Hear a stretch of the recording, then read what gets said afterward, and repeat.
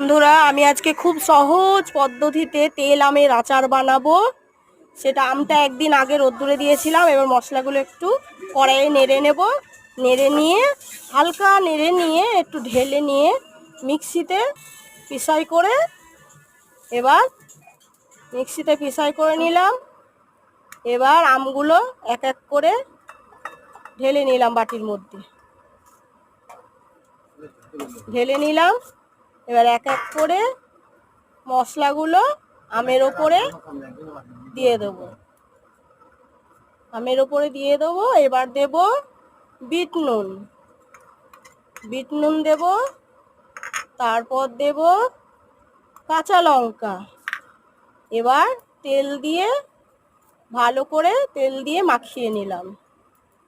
আবারও তেল দেব।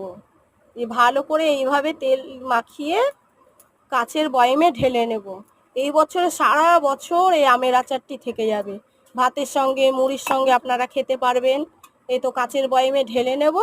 মাঝে মাঝে একবার দুবার রোদ্দুরে দিলেও হবে। সারা বছর এইভাবে তেলের আচার থেকে যাবে। দারুণ একটা মজাদার আমের আচার, খুব সহজে বন্ধুরা আপনারা বানিয়ে দেখবেন। খুব সুস্বাদু গন্ধ এক্ষুনি বেরিয়ে গেছে।